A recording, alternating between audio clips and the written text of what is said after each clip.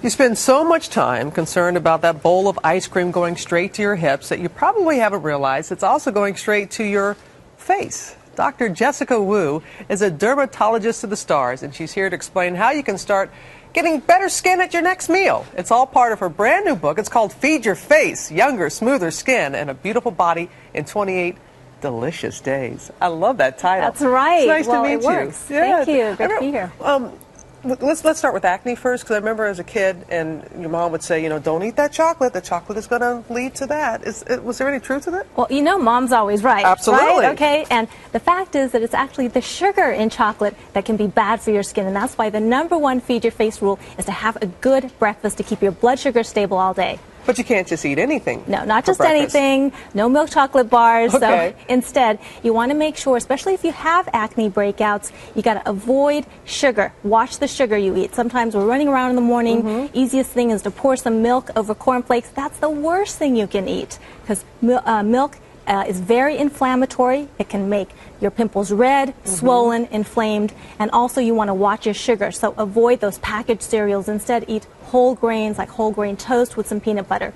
And green tea, you're a big fan of. Green tea is great for breakfast, so I tell patients if you have a big pimple, keep some green tea bags in your fridge, and if you wake up with a big pimple, put the tea bag on your skin. It'll help shrink that pimple right away. Really? You just put it right there on the pimple? You put it right on the pimple. It's got to be a damp green tea bag. Okay, so none of that heat stuff that people sometimes... No, heat's really bad. Really bad for your skin. And there are some things that we can eat that actually are going to hurt us when it comes to like wrinkles and such. Yes. Now, in fact, we get wrinkles when we grow up because our skin gets thinner, and that's because we lose collagen in our skin. So sometimes we think we're doing our skin a favor by eating fruit. In fact, fruit is high in fructose, and what fructose does is it spikes your blood sugar, increases insulin, and that breaks down the collagen in your skin. So instead, moderate the amount of fruit you eat and always have some almonds or some peanut butter with your fruit. So you're saying we should avoid apples, not avoid, but just watch in moderation. But apples, pears are not. Pears and grapes, all of those are high in fructose. So have a small handful, not a whole bushel of grapes, and make sure to have some protein along with your fruit. Okay, but as you said, you're a fan of almonds. I am a huge fan of almonds. Almonds are a great, wonderful source of fiber and vitamins, and believe it or not, even though studies haven't proven it yet, but perhaps they may help with gray hair, because almonds are high in a compound called catalase that may actually break down the peroxide that makes us go gray. We're also kind of concerned about, this time of year, itchy skin. It really kind of bothers us so much. Yeah, what can we especially with do? the weather outside. We're spending a lot of time in dry indoor heat. #1 thing you got to do if you've got dry, itchy skin, #1 Feed Your Face rule is to eat omega-3 fatty acids. So foods containing fatty acids include fish, like salmon, sardines, great for your skin to help keep your skin soft and sexy for Valentine's Day. #2 rule is to feed your face foods that are high in zinc, like lean red meats are great for your skin.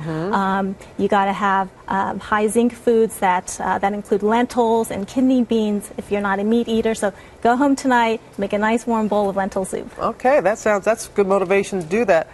Okay, Dr. Wu, I'm saying I haven't seen this since my grandma's kitchen. Crisco like this. Yes. What possibly is this used for when it comes to the skin? Well, I'm a big fan of not only eating good foods, but also using food on your face and on your skin. So how many of you at home have Crisco at home? Right. If you're stuck at home because of this weather, you can't make it to the drugstore to get some lotion, reach into your cupboard, get some Crisco, smear it on your elbows, your knees, your cuticles, just like body butter. It's a cheap, all-natural body butter. It's better than a body butter or a lotion because it has water and it kind of goes against what we're trying to do? Yes, Crisco it doesn't have water, so it's very soothing. It helps to seal in the moisture in your skin. It's made from soybean oil, so it is natural. It's really, really great for your skin. Food for thought. Everything that you talked to us about. Feed your face, all right. definitely. Well, thank you, Dr. Wu. You're welcome. Very good to meet you. And you can go to abcnews.com/GMA to check out a copy of Dr. Wu's book and take the quiz to find out what you should be eating to get great skin.